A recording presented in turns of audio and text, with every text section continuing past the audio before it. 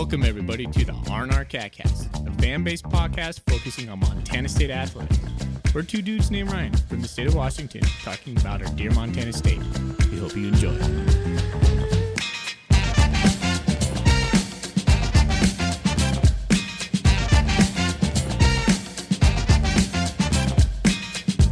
All right, welcome back, Bobcat fans. Thanks for joining us on another episode of the R&amp Catcast. I'm one of your hosts, Ryan Foley. He's your bearded host, Ryan Thornburg. We are the Ryans of the R&R, the Montana State affiliate of the Big Sky Podcast Network. We're happy to have you on whenever you're listening. If it's nighttime, daytime, whenever time, thanks for tuning in. Thorny, how you doing tonight, buddy? Doing good, man. It's been a whirlwind of a summer, and I'm trying to plan a last-second trip to Europe and Ireland. It's not last second. We just have not been planning it. So that's still going on over here. So it's a little bit chaotic, but I'm excited to go to Ireland, and we'll see. Maybe I'll listen to our podcast in Ireland so we can get a little statistic in Ireland. How's that sound? I know you're kind of putting me in a pickle. You're going to be gone for 2 weeks. Yeah. So we have a couple pokers in the fire about who's going to help me out, basically do this thing. Who's going to drive this ship? Yeah, we're looking for a guest podcaster for probably 2 episodes. If anybody has any leads or any interest, I suppose we can hold some tryouts, maybe fully. I don't know. But yeah, I'll be gone, hanging out in Germany, Ireland, Dublin, and I'll be coming back. I probably won't be able to watch the games. So I'll be coming back like no clue what has happened to the Bobcats. Well, I'll follow the scores, but I won't have watched or consumed the content that I normally do. It's a 10-year anniversary trip. I'm not sure I can sneak away for a few hours on a Saturday in Munich and watch some Bobcat football. But well, it's going to be at a different time, so you're going to have to figure this out. There's a guy on Bobcat Nation. I can't remember who it is. It's the guy who has Dr. House in his profile picture. Yeah. I think he lives overseas. I think there's a few. So I don't know. It's like 8 or 9 hours. So if the game's at 1 Montana time, maybe after when he goes to bed, I'll sneak up and like turn on the game at like 10 p.m. Dude, you have to. You're a Bobcat fan. Like, what else are you gonna do? Go stream it from the Hofbrauhaus in Munich. There you go. Make some new Bobcat friends. There we go. Over Germany. It'd be awesome. Right on, man. Cool. Well, summer's winding down over here, about to start teaching again, and everything's going swell. You came by Casa de Foley the other weekend, and we got to exchange pleasantries, and you gave me some beer, so I'll talk about that here in a moment. But yeah, it was good to see you and your family. That's pretty cool. Yeah, it was nice. We don't get to do that nearly enough, and almost tried a live podcast, but we were both too tired. Gotcha. Once we get the gaggle of our kids down for sleep, it was like, yeah, I think that's gonna pass. That's me every night, man. As soon as the kids are down, I feel like, whew. It's like all the energy drains out of my body, and I'm like, all right, Netflix zombie mode time. But that's what makes this podcast challenging sometimes. But we're here, start of a new season. I feel like this is the first one we're really kind of gonna sink our teeth into some of the stuff that I think we're excited about to talk about, and I can't wait. All right. Show rundown. Thorny and I thought we'd split up the offense and defense into 2 separate episodes. So we're going to focus on the offense, and we'll go by position and just kind of talk a little bit about that. Maybe some things that we're kind of excited about. I wrote some buy or sells, bringing back that. Bringing it back. I love it. Yeah. I got some buy or sells crafted. And then we had a lot of Golden Coolie questions, and that's been pretty cool. I'm excited for that. Thorny, I've been sending out some coolies and stickers and magnets. We had a couple new Ko-fi supporters, and I want to say, thank you guys for supporting us on Ko-fi. And we actually have some really good news as well. We have a new sponsor. We can't release who that is yet. But an anonymous sponsor, but we're super stoked to have kind of like a handshake deal right now. But anonymous benefactor. You'll be hearing more about that here shortly. So good things for the Catcast. Yep, it's all looking up, and it's time to talk some football, man. I'm excited. Tony, And before we get going in though, tonight I was at a brewery with another friend of mine, and a guy walks in with a Montana State shirt. I don't know if you get like this, but like when I see a guy wearing a Bobcat shirt, like I definitely want to lock eyes and be like, and the guy is like looking at me, like gives me a weird look, like, why are you looking at me, dude? And like I didn't approach him or anything, but I'm like, man, I want a Bobcat. You and I, man, go Cats. yeah, He didn't pick up on it. He just thought I was a weird, creepy dude looking at him in the corner. Does stop that staring happen to at me, you? Swan. No, are No, you I that don't. guy? I mean, I'll try and get someone's attention and say "Go Cats." I'm not sure I necessarily stare at them without the intention of actually saying anything. If that's what you're saying. I wear a lot of Bobcat stuff too, so chances are I'll be wearing a hat at the time anyway. Yeah. Well, I didn't have any cat gear on, and I didn't have my R&R hat or nothing, so it was just the creeper in the. I was the creeper. I was the guy looking at the dude in the Bobcat shirt. Just wanted to say "Go Cats," and he was like, "Why are you looking at me?" So Yeah. I have said "Go Cats" a few times out here, and people like, "What?" Like don't even realize we're wearing like a Bobcat shirt. They're like, "Oh yeah." It's like, cool. Good talk. Have a good day, sir. all right, okay. Well, let's get into our first segment. What's in your beer? What's in your golden coolie? What's in your golden coolie? What's in your beer? What's in your beer? Well, beer. Beer's in my beer. All right. I did come back from Montana with a bunch of alcohol like I normally do, but I'm going to save that for later in the season because I got this one a couple weeks ago in preparation for kind of our first kickoff episode. It is the Ziggy Zoggy Party Beer by Silver City Brewery, and I got it because party on, man. Season started, and the summer is just winding down. It's got a big, huge sun on it. It's a good send off to summer, into fall, into football season. Ziggy Zoggy, which, oi oi oi. I think that's from like the Man Show. Remember that show? Yeah. Yeah, it's pretty good, man. It's just a nice light lager session beer. It's good. Where's Silver City out of? Oh man, you had to ask me that, didn't you? I was looking at it and I couldn't find it easily. I want to say it's Seattle. Ah, okay. Bremerton, there it is. Which is basically Seattle. Okay, cool. I'm having one that you brought me, Phillipsburg Brewing, Otter Water. It's actually the first time I've ever had an Otter Water. Oh, nice. And it's a session pale ale, 4.5% of P-Berg right there. So yeah, thanks for bringing it. Yeah, it's one of those cool little cans that's you get like baseball games. That's like screw top. You know, kind of the ones they give you at hockey games. So you can't throw glass bottles onto the hockey rink. Do people do that? Well, no, because I'm sure that hockey fans drink and throw bottles at each other. That's why all the bottles in hockey games are like aluminum or plastic. Gosh, what's wrong with people? Like, I noticed that at the Helena Bighorns games, man. That's minor league hockey there, and this is like a decade ago. Did they play like the Ice Dogs in Bozeman? Is that league? I don't think they were in the same like division.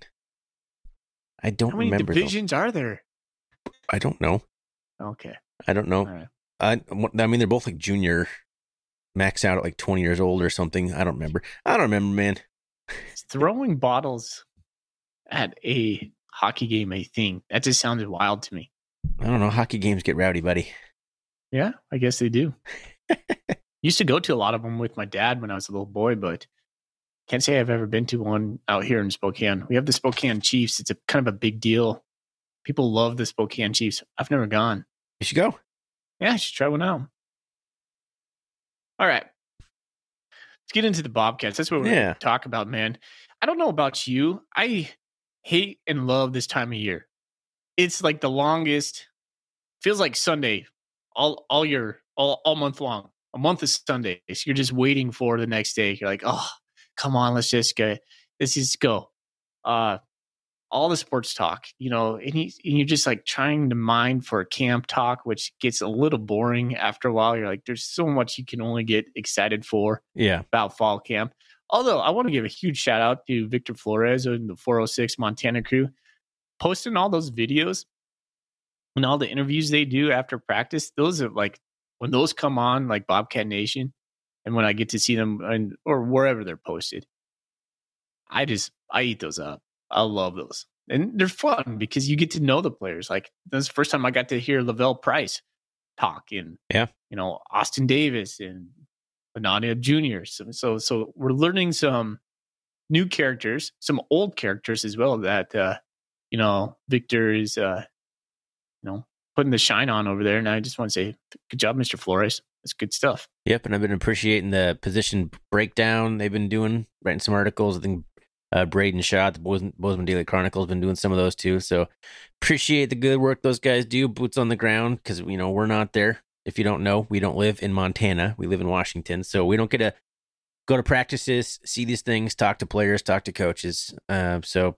we're like everybody else. We're just consuming this from afar, and we really appreciate what those guys do, and give some bones to the fans to tide us over until the game start.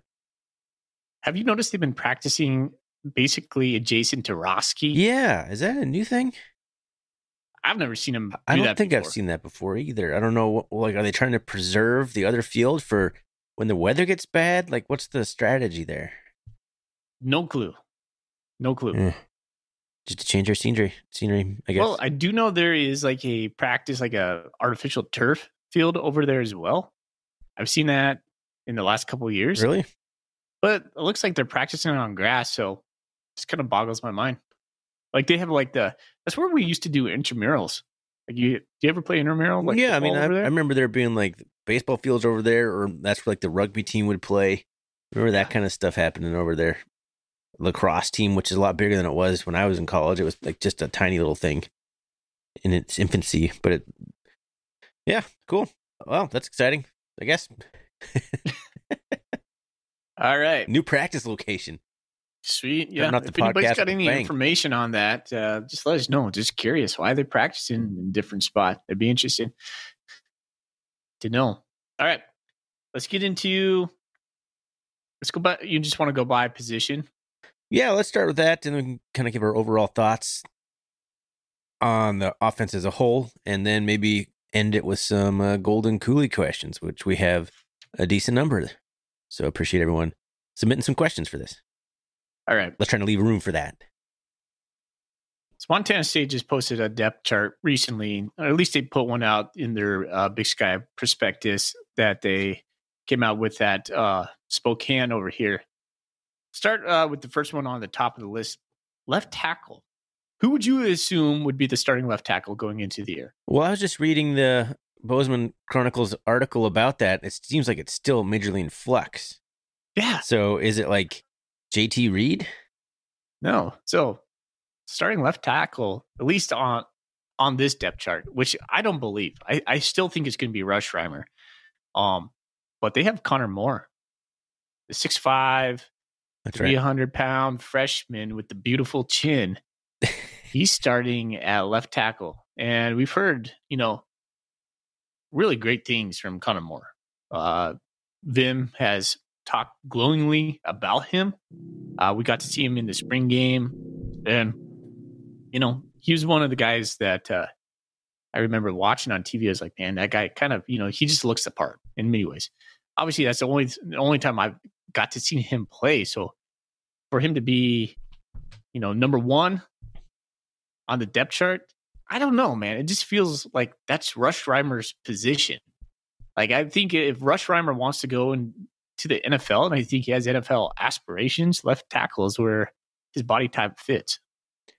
Perhaps, but I think some of this has been changed because of Cole Sain's injury. Is your depth chart you're looking to have Cole Sain penciled in there? Because he got hurt. Yeah. So that's kind of the news. So that caused some reshuffling a little bit. Okay. But Cole Sain didn't have anything to do with the left side. He's penciled in as the backup center. So, I don't know. I'm just saying, I think Rush Reimer is going to start left tackle. It's possible. I think a lot of it is them. They're just trying to get their best five and trying to figure out the best spots for them, or just getting them some position versatility. But I think that I hope Reimer is left tackle because I think he is probably the best left tackle on the team. So I hope that's where he ends up. Well, another way to think about it too is Reimer got some guard play in spring ball, so he has had some reps over there.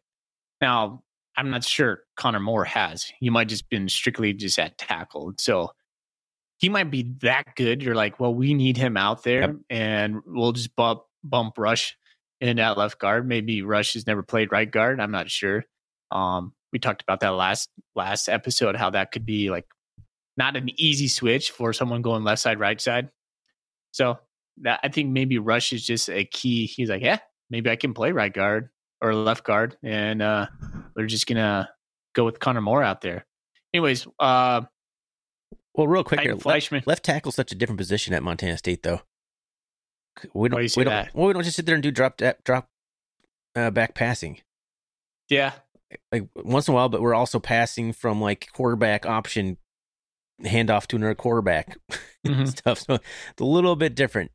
There's probably a lot more mobility and some different kinds of things required out of left tackle at Montana State.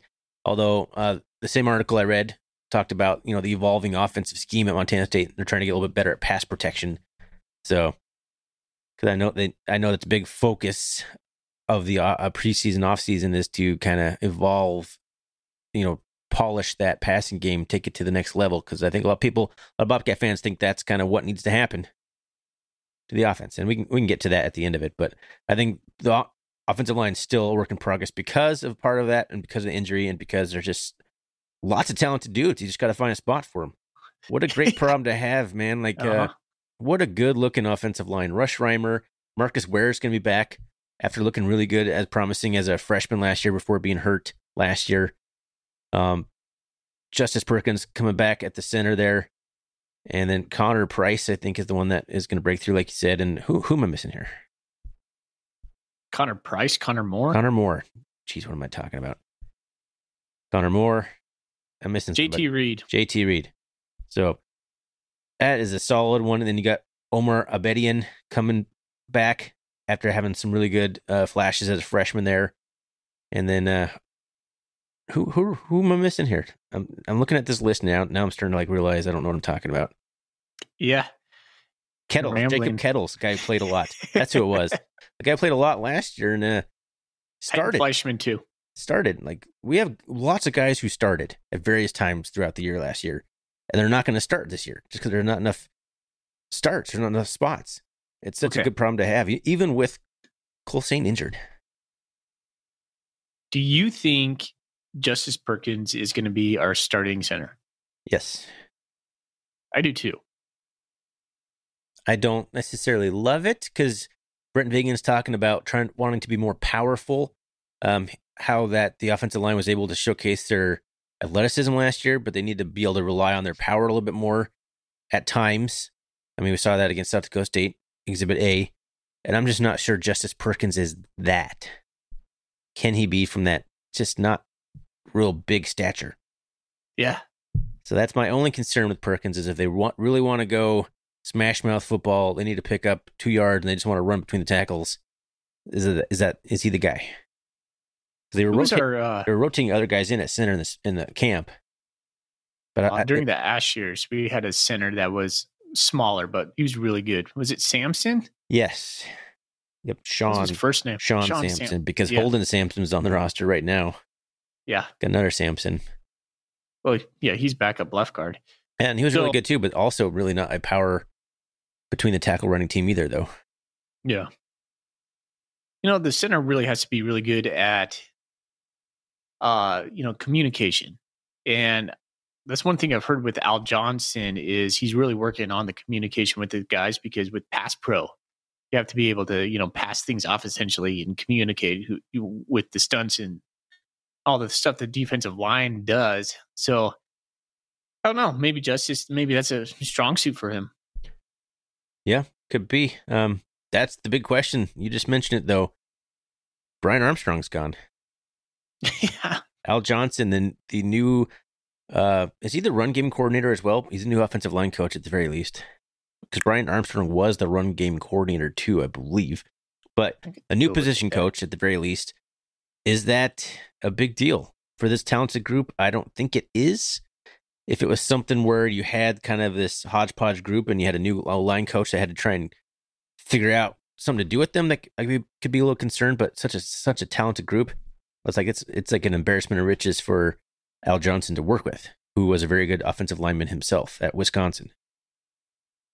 So there might be some adjustments and some learning, but overall, I'm just not concerned about that aspect of the offense. I'm not concerned about any part of the offensive line. No, I think that's going to be a strong suit for us.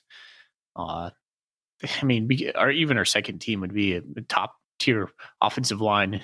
I think you're right. I think they'd be pretty good. They'd probably be better than like some teams starting five for sure. All right. Anything else you want to say on the offensive line? No. I just, I think here's a word for you. They're going to have some fungibility, which means really that they're going to have to be able to insert themselves when they need to, take some reps at different spots is what I'm trying to say. So JT Reed could slide over to center. You got Omar Abidia on right guard. I'm excited to see Marcus Ware out on the right side, that right tackle. We've heard great things about guys like Jacob Kettles and Titan Fleischman. Those are big body dudes, anchoring the bookends over there in both left and right tackle. So, like I said, we have an embarrassment of riches at offensive line. I just keep going back in my brain. Like when we were in school, like watching Jason McIndoe's offensive line, he would get like 6'1" guys that were like 190 pounds coming into the program, 210 pounds. You just see these guys sitting in Miller Dining Hall just eating like 12 eggs, with plates of pasta and chicken and just trying to bulk up by junior year where they're at least like 250, 260. We don't have that problem anymore. We got some big dudes that are just graders out there. But they're not just graders. They're athletic. They're tough and, nasty too. I like that. So, it all comes down to our line play, right? I mean, this whole thing boils down, if you distill everything last year down to like what we need to improve upon, this comes to it. Offensive line play, defensive line play. And that'll be the narrative throughout the year.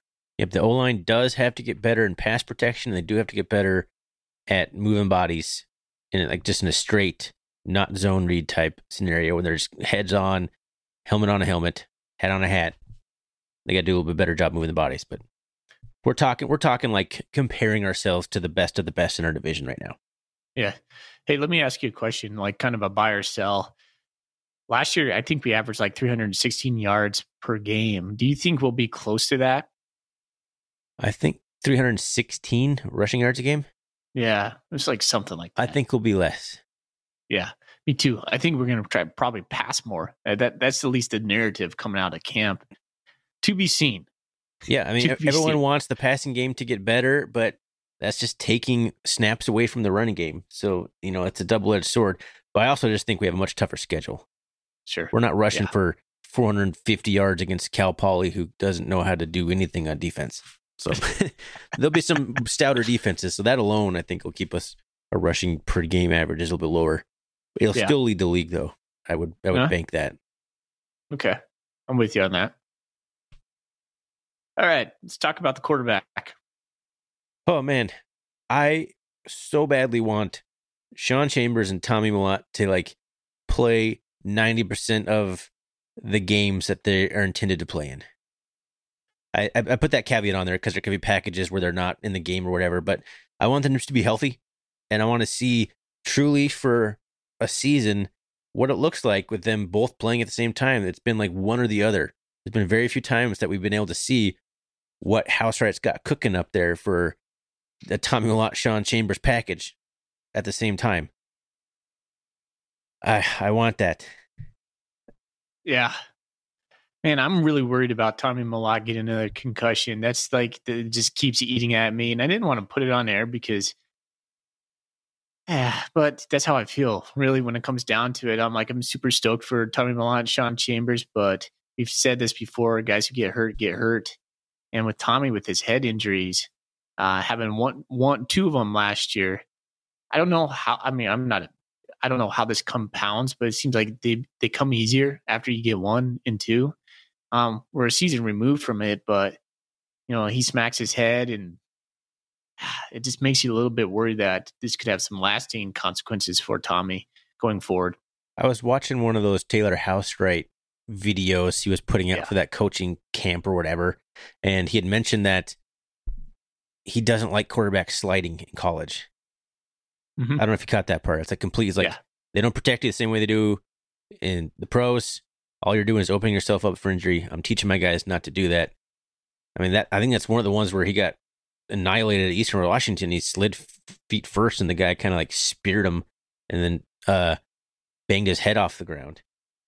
Yeah. And in the grand scheme of things, Tommy needs to learn how to take hits better and just get down. Yeah. You don't need to slide. You need to dive. Just dive forward, get down. Just get down. It's over in college football.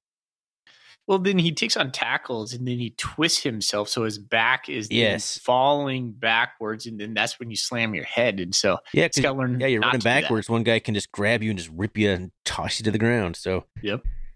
What did House-Wright say? Like, get down, score, or I don't know. He had some little clever saying about what he can do, but yeah, I think that's the biggest thing for the quarterback room is health.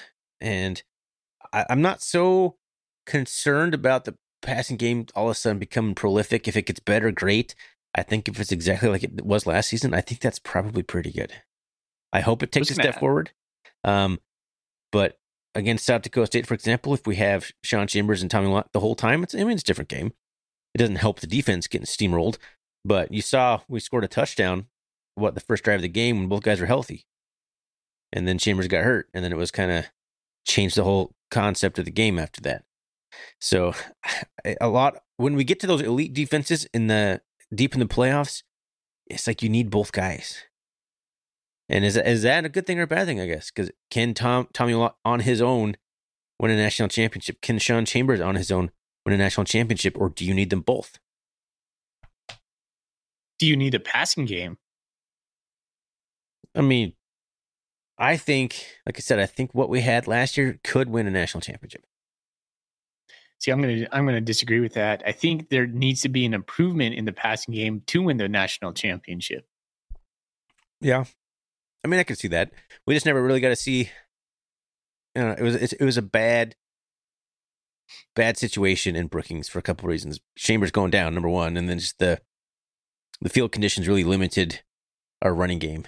So then, yes, you had to rely more on the passing game, and that's where, they had a hard time. They had a hard time moving the ball, and Tommy got rocked in that game. Yeah, you suffered a concussion, it looked like. I mean, we're speculating there, but... You're speculating. I'm speculating, yeah. Okay. So injuries are going to most likely happen. Who's our third string quarterback, and how much time do you think they get? It's Reed, isn't it? Well, JT Reed was going to be the guy last year. He got hurt. But has Chance Wilson come along enough to get himself into that conversation? Because Sean Austin would have been in the conversation last year, into the transfer portal.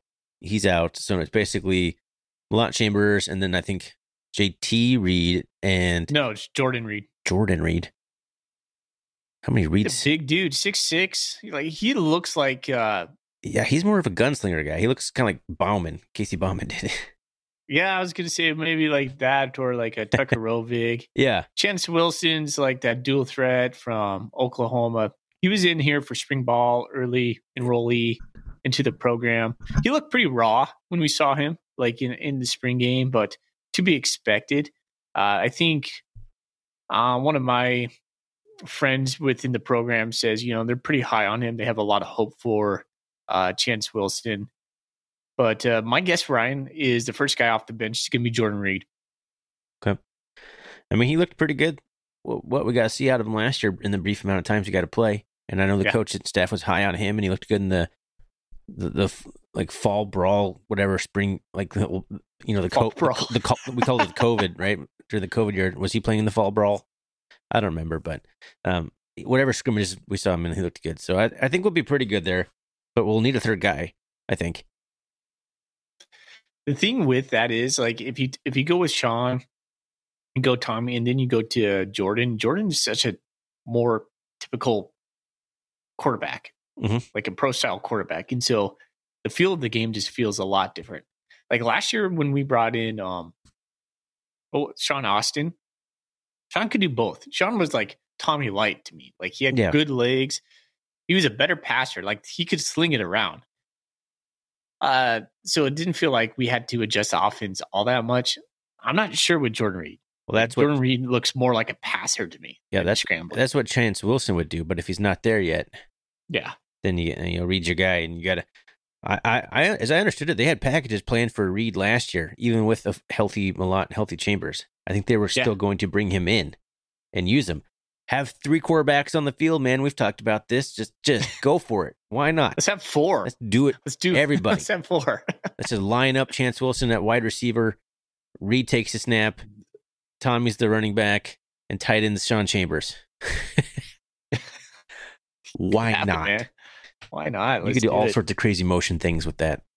So anyway, quarterback. Yeah, I mean, I do agree that the passing game probably does need to be a little bit better than it was last year. I just don't think it needs to be a substantial upgrade like some people are thinking, especially if that means it's taken away from the prolific running game. I mean, you can turn the ball over a lot more easily when you throw the ball. Well, I'm going to end it with this. Like, when we get down to the North Dakota States, South Dakota States, and they've taken away our run game because they're just still bigger, stronger, we have to go to something. And in the games that we've lost to those guys, we've been blown out. We haven't even kept it close. I saw some stat today, like out of the 5 or 6 last times we played the Dakota schools, we've won 1 and lost 5. And each of those 5 losses, we just got our asses kicked. So you have to be able to do something else besides Jeff Choate, run the ball, kind of mentality. Yeah, I mean, you're right. The results speak for themselves. Mm-hmm. It's not working out.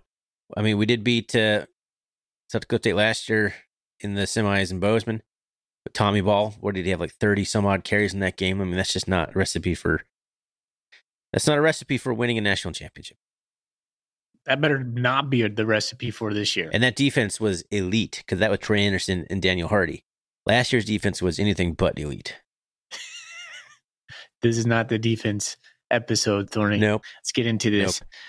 All right. Let's talk about the running back.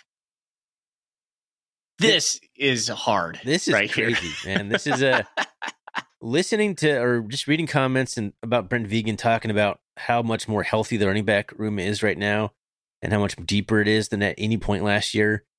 It's got to get you excited because the offensive line is going to be better, most likely. The running back room is going to be even better too. Those wheel of fortune kind of things. You could create a wheel of fortune with all the running backs in the running back room. And you could spin that and just say, all right, whoever lands, you're getting the most snaps, and you'd be completely fine. You would. But number 1, it's easy to run behind that line. But number 2, we got some guys. Yeah, we got some guys. Let's run down who is returning and who we got. We got Lane Sumner coming back. Senior year. The only one on the roster, or is Elliott a senior now? No, he's a junior. Seems like he's been here a long time. So we got Lane Sumner, Elijah Elliott, the new running back from Wisconsin, Julius Davis, and then we have take it here from here because I'm not looking. Jared at White. Thank you. I'm not just I'm coming from memory here. Jared White, Garrett Kuhn. He's a sophomore. Scotty Humphrey. Who is he's got a lot of media play early on. Yeah, he's turning some heads. Mm-hmm. He's from Seattle. Adam Jones, the Missoula Sentinel. That's right. Yeah. Yeah. So, and then there is one more. I think it's Kuhn's brother. Yeah, there is another Kuhn. Yeah. So. It's crazy, though. I'd forgotten when I was reading the article in the Chronicle about the running back room. I had forgotten we were basically down to Elijah Elliott last year. There was a couple games, there was literally nobody else. That's why Marquis Johnson came into running back because we had nobody else because Kuhn got hurt. Sumner got hurt. Elliott was the only guy who stayed healthy all year. Jared White, broke his leg or whatever, in the second or third game against, McNeese State, maybe. He was looking really good. All right, this guy's going to be the next Isaiah Fonzie. Well, never mind, he's hurt. So at one point, man, we were just on fumes in the running back room. It was crazy. And we still led the nation in rushing. Absolutely crazy. I mean, when your quarterbacks account for half of your rushing yards, I'm making that stat up, but they account for a lot of it. That it's not quite as glaring because they're such a big part of the rushing attack, but absolutely crazy how much healthier we seem to be right now. And obviously that's not going to last. There's going to be some attrition. Guys are going to get hurt, miss time, get dinged up, but we got like 4 or 5 guys who can go for 100. Oh, easily. I mean, Thorny, you could get 50 yards back behind that line. They now. Hey, They just you're not on Twitter. Good old Jacques Allen made a post like just a couple days ago about like dudes really be out there thinking they can get like 10 yards in a game or something. He's like, bring back Joes versus pros. Do you remember? Did you ever watch that show? Yeah. So just be careful with that. I can get 50 yards stuff right there. But yeah, I mean, it does seem like, with the holes they open up, like if you just got any speed at all and you know where to go, you should be able to get some yards. But we got some guys, man. I'm really excited. Elliott, I think, is going to take yet another step. He might be the most physically gifted of the group, at least developed right now. Sumner is going to be the dude, man. That guy's shifty, powerful. He's good out of the backfield. He can make guys miss. And then I'm really excited to see what Julius Davis can do from Wisconsin. Is he going to take over the starting position? I don't think so, but he's going to be a guy who's going to get some carries and do some things. Having that many guys worries me. I mean, you'd be like, why are you worried about that? It's just like keeping them engaged, Everybody wants to be the alpha male. Everybody wants to rock when you're the running back. There's only so many carries that you're going to get. And so being frustrated on the sideline when you're putting all the work in, how do you crack that when you have probably like 10 guys in that room? Maybe not quite 10, but holy cow. I mean, how do you keep engaged? I feel like it may be kind of cliche, but I think that's kind of what the team knows that they're there for, and they've bought into that. And maybe I'm wrong on that, but I think if you're recruited to Montana State at this point and you've been on the team for a year or two and you haven't transferred out, like Isaiah Fonte, like why did Fonte transfer? That we may never know. But if you're still here and you were recruited here, you know that we run the ball, but we don't have a bell cow. And if that's not for you, go somewhere else. So I think the team has bought into it. I mean, people were so concerned with Sean Chambers transferred in. Like, why is he transferring in to be a backup? That guy just wants to play football, man. He wants to be on a winning team. He wants to help his team. He's an ultimate team player. And I feel like we got a lot of those in the running back room too. Yeah. Okay. I'll rest on that. Let's talk about the receivers, and then we'll get into the Golden Coolie questions because we got a lot of good ones. Don't forget the Alaskan Assassin and Trayton Pickering. Oh yeah, well we'll get to them. Yeah, tight ends. But we could mention the specialist, but I don't know. It'd be let's put them in with the defense, maybe. Okay, sounds good. just to save on time a little bit, because I do have some things I need to get done after this episode here tonight. All right, wide receiver, man. Some questions here. Willie Patterson gone to the NFL, not NFL Europe. That's not a thing anymore. Some sort of European football league, scoring touchdowns, making little highlight clips on Twitter. That's pretty cool. But Willie Patterson's gone. Ravi Alston's gone. A lot of the production in the wide receiver room is gone. Cleveland Thomas returns, and then we got a couple of new guys fighting for the spot. Lanyata Alexander transfer from UW. Big 12, Big 10, UW. They weren't. That's obviously weird. when that's weird. Yeah, it is weird to say. Okay. And then Ty McCullough, transfer from Colorado State, who sounds very much kind of like a Sean Chambers type. Why he's coming here, just like reading his interviews and stuff, the questions he's been asked, he seems like he's pretty bought into just wants to play, wants to win. And Cleveland Thomas was interviewed by Victor Flores, and he was saying like Ty McCullough might be the straight line fastest guy in the team. And I've heard Brent Vegan talk about he can kind of stretch the field in different ways. I almost can kind of envision him like a Christian Watson type role for us. I'm not saying he's that caliber, but that's how we might use him, is what I'm envisioning, if he starts. But yeah, so I think it's going to be Thomas, McCullough, and Alexander at the slot, which is crazy. They're moving Cleveland outside, little old Cleveland, and then they're doing the Willie Patterson thing where we got like 5'11" guy on the outside, and then they're bringing in a 6'1", 210-pound slot receiver in the long 6'3". Was he 6'3"? Goodness. Yeah. And he was talking about like, I've never even played slot before. Like, well, why would you? Why would anybody put your size and your abilities in the slot? Is it crazy or is it genius? I don't know, man. I think it's kind of genius because if we're running team, having that body out there blocking Yeah. is something. He was smooth in the spring too. I like the way he moved, Junior Alexander. We didn't get to see Ty McCullough. That, from what we heard in the spring, he's the man. Like straight line speed, like fastest. Like he just moves differently than everybody else on the team, is what I was told. But then we got guys behind him: Aiden Garrigan, Christian Naya, Ryan. We're not talking tight ends in yet. Taco Dowler will fit into this hopefully sometime. So yeah, worth noting. I like Dowler is hurt. If you somehow didn't know that and you're listening to this, Taco Dowler, assumingly he's going to be out for the entire year with a surgery. Shoulder? Yeah, I guess something shoulder like that. surgery. He would have been factoring into maybe potentially the slot or Ty McCullough's position or something.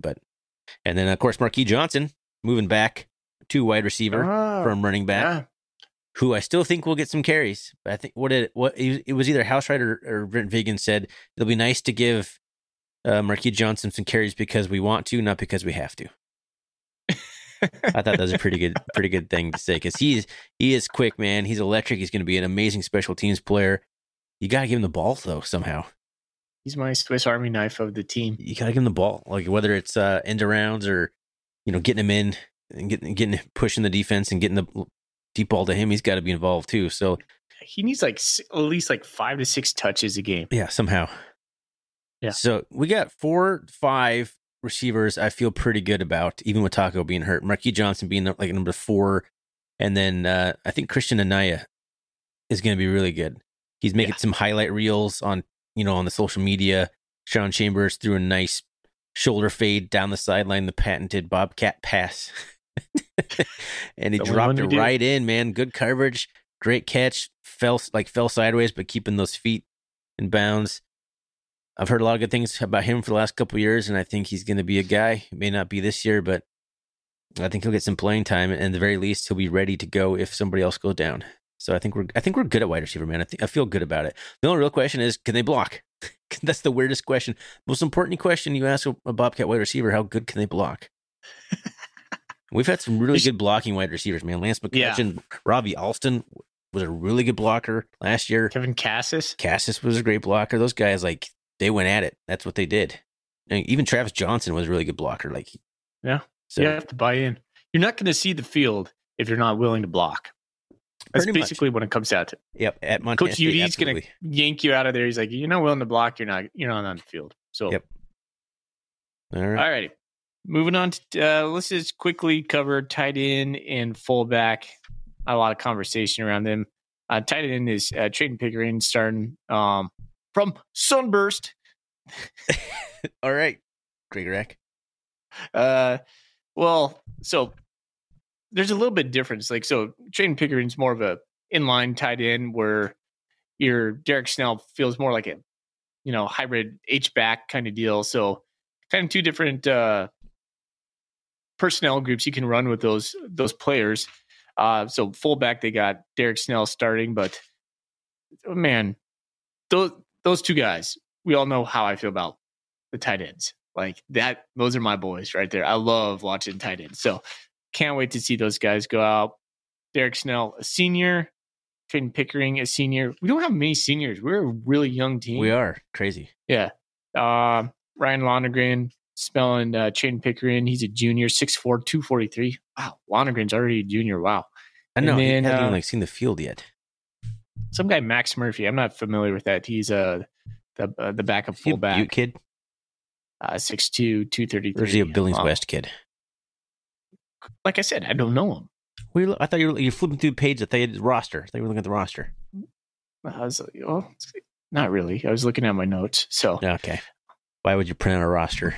That'd be weird. Too easy, right? Just transpose the whole thing instead. Dude, I did. I love watching Derek Snell. He is violent. I think he has the potential to play in the NFL. Yeah. if you need a blocking fullback or a blocking H back or something, you got room in your offense for that. I think he has a shot. Just the way he goes about it. He might be my favorite current Bobcat. Yeah. There's always some like blocking guy at Montana State that just like becomes kind of your favorite. Like Curtis Amos is in that same vein. But he does a lot more than Curtis Amos. He has like a more offensive ability because Snell, like when he gets the ball, man, he has some moves. Yeah. He can make guys miss. Fluid. Sneaky fluid. He kind of reminds me a little bit, and I never made this comparison until just now, like Trey Robinson. Huh. You know Big Trey? Yeah, I do. I mean, not quite that. He's not going to be a running back, and he's not as. I think Robinson was like 6'3", and I think Snell's 6'1" on a good day. But he just kind of got that versatility where he can block, he can catch it.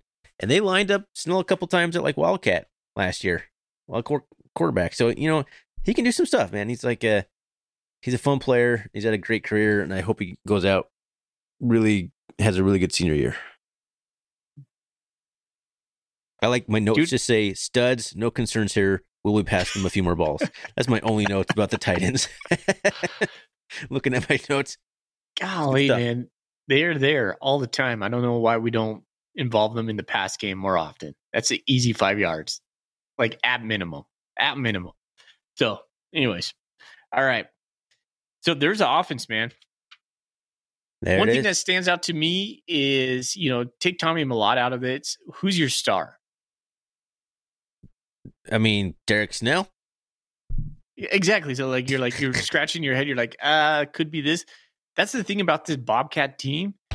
That narrative for me is a little bit like, we might not have the star power, but overall, I think this like cat group from top to bottom, and we'll talk about the defense later, is just better than what I've ever seen.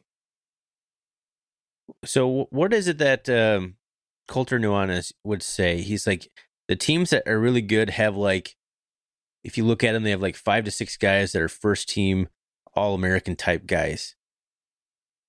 Do we have that on the offense? I mean, obviously you split that in half or whatever, but who do we have on the offense that you think like has a shot at the NFL?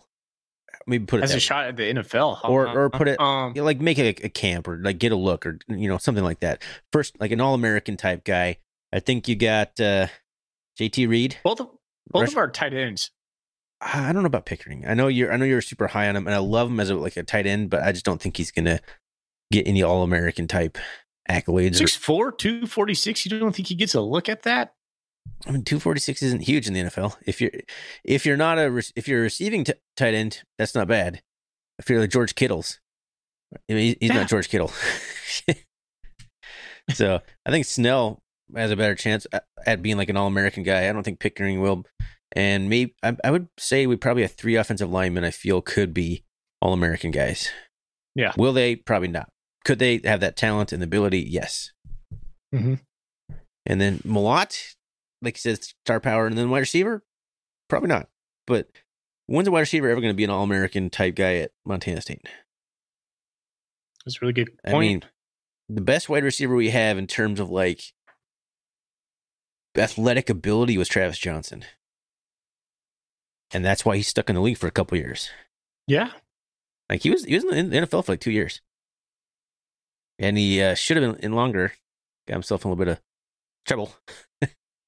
And that was the end of his NFL career. But I think he's in the XFL now, actually.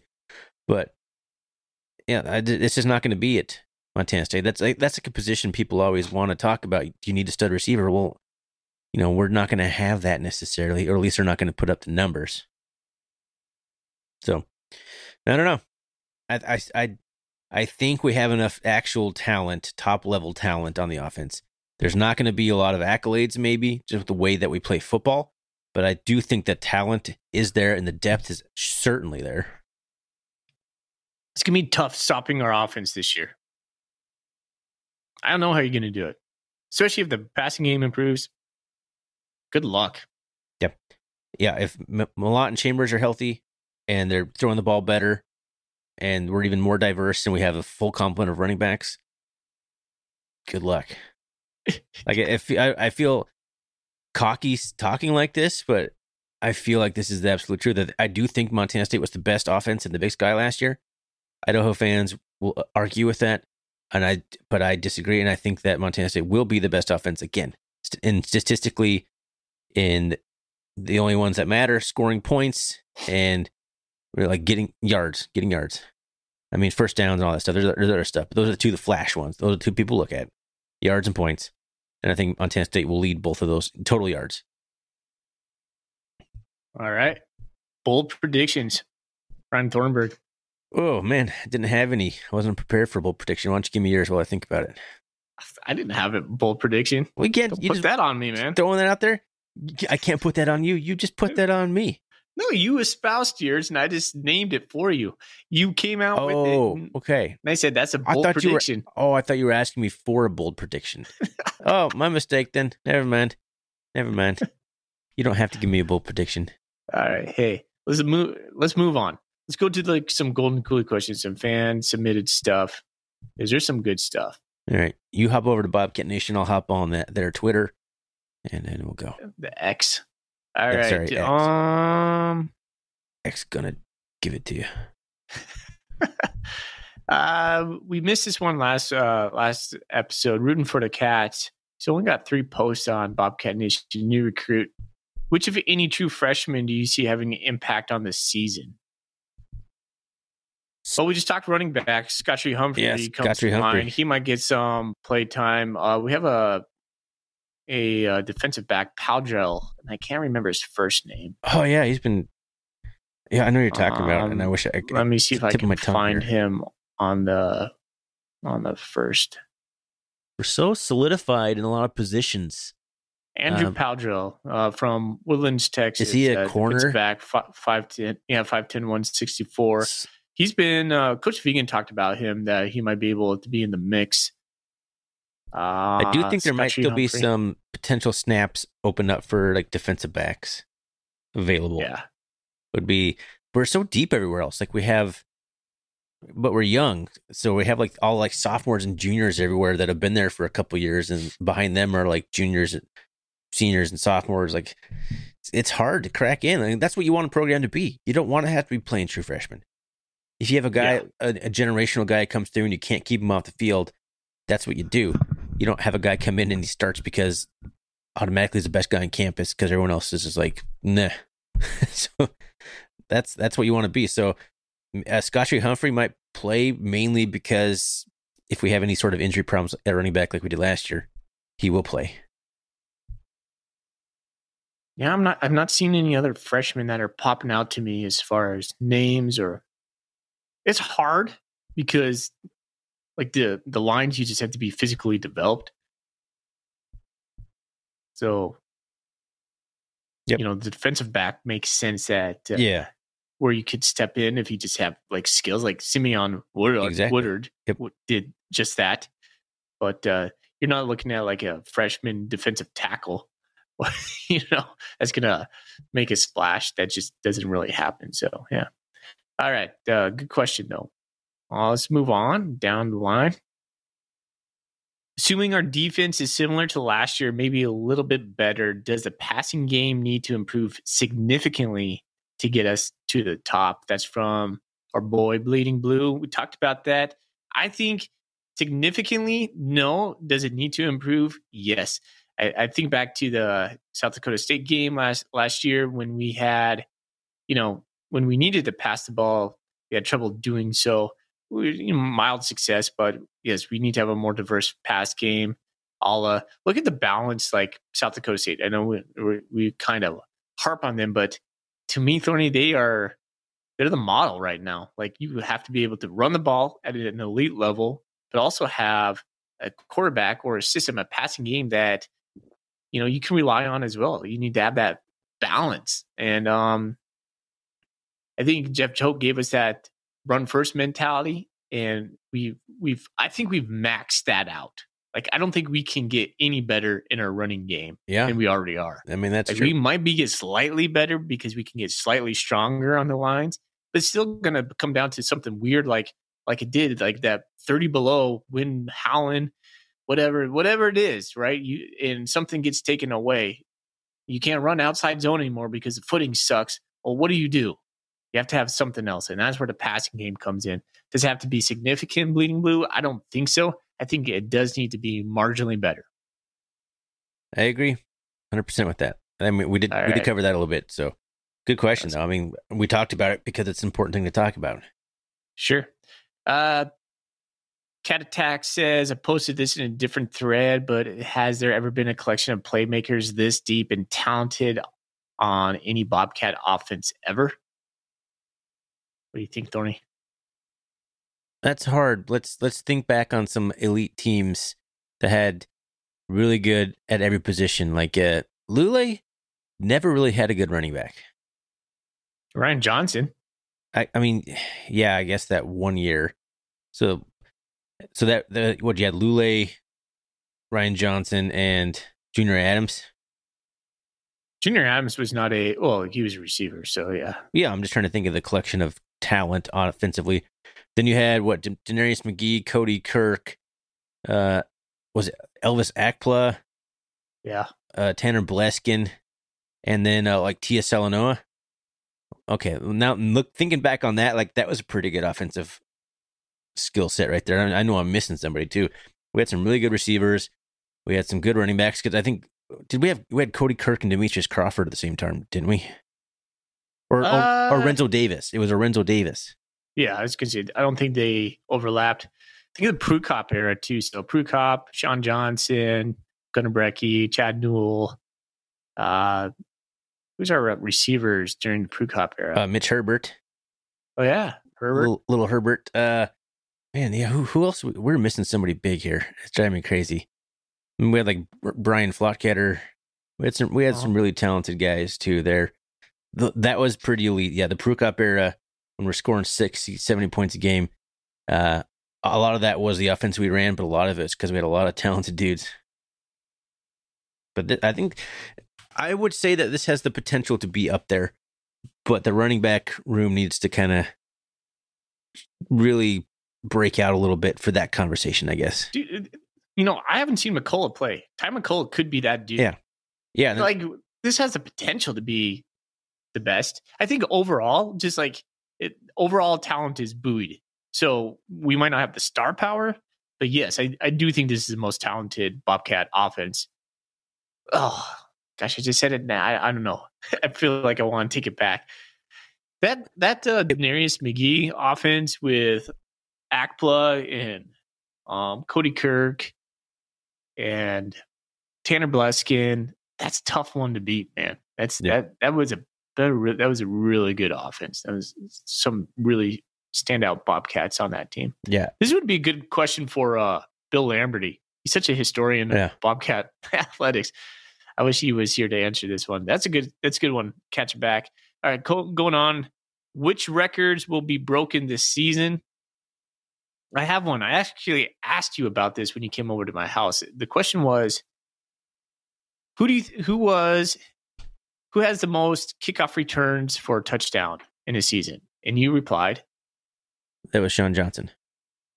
So the second question was, Thorny, that I asked you was how many kickoff returns did Sean Johnson have in his career? Two. And you were correct on both. I think that's going to go down this year. I think Marquis Johnson is going to take, well, you would have to take 3 to break that. So yeah, more than 2. Yeah, that was in the career. That wasn't a career. That wasn't in the season. That was a career stat. So I think Marquis Johnson's going to break. Yeah, we haven't had a lot of that. We haven't had a lot of guys who consistently return touchdowns from a kick return. Like Corey Smith also was tied with Sean Johnson. I was going to say Corey Smith was your guy. Crawford was pretty good at it too, but he was only here for like 1 or 2 years. So, I think Marquis Johnson has a chance to break that record for sure. Gilbert got a ton of yards, but he couldn't take it to the house. No, it just didn't quite have that fifth gear, so to speak.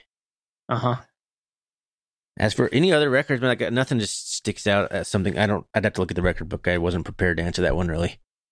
Okay. There's always the yards per carry record. Like that one's always in jeopardy with what we do. Let's see. Yeah. So I don't think touchdowns is going to be broken because you're not going to have like you said, like a bell cow like Troy Anderson back there this year. Yeah, maybe. We scored yeah. a lot of touchdowns last year. But by the same person? No. Yeah. I was also thinking like team touchdown, team records, not just personal records. All right.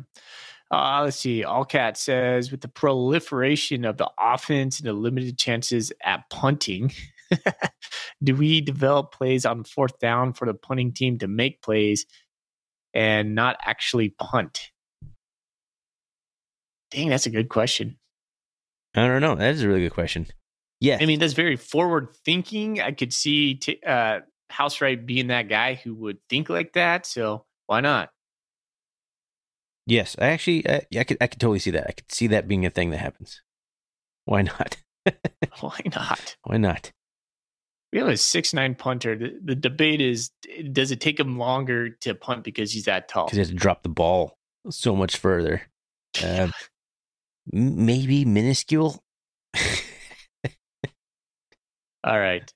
The last one, no, there's a couple more. The Mixter has a long one. Okay, he says, I'm just paraphrase. Last year's Cats ran 69% of the time and passed 31% of the time. My question is, over under the 2023 Cats run 65% of the time. So last year we ran 69% of the time. Do you think it's over, under, we run 65% of the time? Over. I'm going to go under. I think we're going to have more like a 60-40 kind of a split. What do you think we're going to drop? From 66 to 60? We would drop from 69 to 60. Oh, 69 to 60, yeah. No, I don't think we're going to drop that much. I'm thinking like 69 to like 66 or 65.5. But over 65. I think it's going to be real close to 65. I think that's a pretty good number. All right. Joe Catch Joe says, which player leads the team in carries this year? Does that include quarterbacks? Because Tommy Mulhat's my answer. Good one. Let's take Tommy out of this. Well, then I'm thinking if healthy, Lane Sumner. I'm kind of interested in this Julius Davis guy. So okay, I'm gonna change my answer. I'm gonna have two answers. If healthy, Lane Sumner, but most likely Elijah Elliott because he is Mr. Iron Man. Yep, there it is. Good one. Bobcat 1963, another new poster. Sacramento State Hornet Stadium has a capacity of 21,195. Will our national televised ESPN2 game with them on Saturday, October 21st, with a local start time of 7:30 p.m. be sold out? Is it going to be sold out? A record of 23,237 fans packed the Hornet Stadium for the 2022 Causeway Classic. If our game with them does sell out this fall, what percentage of the fans will have their stingers up at the end of the game? I don't think it's going to be sold out. No, probably like 15,000 people will be there. They can have their stingers up at the end of the game. Heck no. No. Stingers down. Stingers way down. Stingers way down. I think it has the potential for being pretty close to a sellout if and only if the Hornets are really good heading into that game. Yes. If they're still like a top 5, top 7 ranking, then all of a sudden you get like a 7 versus 3 ranking or 7 versus 4 or 5, depending on if Montana State beats South Dakota State and all that stuff. But it'll likely be a top 7 matchup. And I think that in an ESPN game, which I don't think there's been a whole lot of those in Sacramento, like an actual linear, not ESPN Plus playoff game, I think it has the potential. I don't think it will. But I could see it pushing 18,000, 19,000 and probably 2,000 or 3,000 of those being Bobcat fans. I think Bobcat fans like to overestimate how many Bobcat fans actually travel. Oh, wait a second. So they get another ESPN game in their stadium. So they got one last year with the Grizz, and now they have another one. Was that last year in Sacramento? Yeah, remember the whole debacle? Was he in? Was he out? Yeah, I just didn't know that was on ESPN. Yeah, that was their ESPN game. Man, okay. Lucky them. Look at that. All right. Well, I think that's all on Bobcat Nation. Good stuff. on the guys. There's a lot of good questions. I don't know who I'm going to pick. Read the Cooley questions from Twitter or X. Yes. Stop calling it Twitter. It's dead, man. It's like you even care. You're not even there anymore. What's it like? I hear it's crazy. Is it crazy? It's the same old, same old. Same old, same old. Okay. Still crazy. There was 15,927 fans for the Grizz Sac State showdown last year. So I said about 15,000. Yep. So you're probably right. Even on ESPN2, 8 p.m. Hornet Stadium, October 22nd. So nice weather. Down. Still couldn't even manage 16,000 fans at the game. So probably no different than this year. All right. Our buddy Alec Nice. How would you feel about continuing the age-old Montana State tradition of flip-flopping QB based on situation, i.e. Rovig to throw, Johnson to run, or would you rather see the offense go all in on a QB, whether that was Tommy or Sean? Man, if you would have asked me this last year, my answer would have been diametrically opposite of what I would say right now, and that is no. I like what we do with the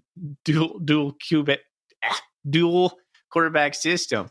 I think it works. It works for us at least. I think it's forward thinking. I think you're going to start seeing a lot more teams that actually implement it. Last year, I was like, let's go all in on Tommy Mellott, all in on whoever, right? Nope. I'm down with the dual QB. Works for me. I am 100% on board. And like I said, I want more quarterbacks out there. So yes, I love just the both of them in, not situational, just kind of like using them both as weapons. It's not even situational. It's just like they're both weapons that they can use based on the play and down and distance and stuff. So maybe it is a little bit situational, but whatever. It doesn't need to be one guy being the man. I think we've kind of come around to that here on the podcast. It's working, man. We've only lost a handful of games since Brent Vigen took over. It's kind of hard to argue with how it's been working out. We saw kind of what happened with the one quarterback system, and if it wasn't really the dude, Matt McKay, and it just kind of, it worked. It worked enough until it didn't work. And there was nothing else to fall back on if McKay was struggling. Yeah, Matt McKay was just really mediocre when it comes down to it, though. I don't know. He's getting some NFL looks. That's a topic for another discussion. Anyway, I think we both agree on this question. Keep rotating. Brendan Henshaw on Twitter. Who do you think will lead the team in each major stat category? So that's kind of a big question. So I'll run it down. Let's do this. Offense or quarterback. Who's throwing for more yards, Tommy or Sean? Tommy. I think it's Tommy. Who's rushing for the most yards on the team? Who has the most rushing yards? Tommy. I think it's Tommy too. All right. I don't want it to be, but I think it will be. Who is going to have the most receptions? That's a harder one. It's either going to be Cleveland or Junior. I think it's going to be Cleveland Thomas. And I think I'm going to answer the next question. Who has the most yards? I think it might be Ty McCullough. Yeah. He's going to be the home run guy. Yeah, he's going to be like, he's going to average like 30 yards a catch. Mm-hmm. He's going to be that guy. So I don't think the guy who catches the most is going to be the guy who has the most yards. Who has the most rushing touchdowns? Elijah Elliott. Ooh, yeah, that's a good one. I'm going to agree. I will say Elijah Elliott too.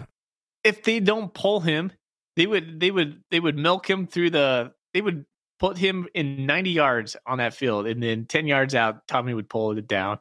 Actually, no. What am I talking about? Yeah, Chambers. Chambers is the answer here because Chambers is the goal line guy. Yeah, you're right. He's the guy you want on your fantasy team because he's scoring anytime the ball's within the 10-yard line. Is Sean Chambers' time. So, yeah. We came around to that. That's the correct answer because he basically did. He was leading the FCS last year in touchdowns. And he was for like 3 games after he stopped playing too. Like it took a long time for someone to catch up with him, even if he wasn't even playing. What other stat categories can we talk about here on offense anyway? Most receiving yards, we talked about that. Ty McCullough. Did we talk about carries and rushing yards? We did, right? Those are both Tommy. Sure.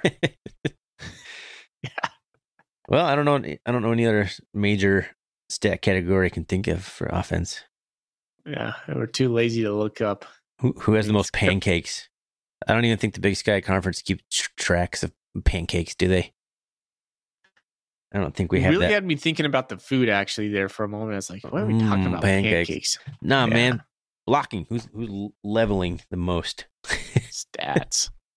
I don't think that's a stat. I mean, it's a stat, but it's not one we keep track of in the FCS or Big Sky Conference anyway. That's more advanced analytical stuff, NFL stuff. All right. Good question. Who do you think will emerge as the number one wide receiver? This is Lenny on Twitter. Tough, man. Cleveland. I'm all aboard Thomas Train. Thomas Train. Is it? That's the answer I want to put in my head, but I'm going with the guy I haven't seen, Ty McCullough. I just like the way Cleveland. Are we seeing that right? Is it McCullough? I think it's McCullough, but I could be wrong. I think. Dang it! I mean, I haven't really heard too many people say it. It's like the time in the preseason where we're still like learning here, especially for a guy we haven't seen play. Is it a GH? And even if it's a CH, is it still pronounced? All right. Help us out. All right. This is great podcasting. It is CH at the end, but it might still be pronounced McCullough. I don't know. Anyway, we'll figure that out before the season starts. Sorry, Ty. But I just like the way Cleveland really came on at the South Dakota State game. I think he really had a solid second half or last few games of the year. And I think kind of got a little chemistry going with Tommy. So I think he'll be the guy. I think it'll be Willie Patterson from last year. Yeah, he's a replacement for Willie, isn't he? Yes. Yeah, same role. All right. Last question. Brendan Ireton, sorry if I mispronounced your name as well, asked us, what is the QB split going to look like? I think it's the same thing as you see last year. Depends, though, because last year it was like that unique thing where Tommy was hurt, so Sean was playing. And Sean was hurt, so Tommy's playing. I mean, the question is in a perfect world, I think. Yeah. Okay.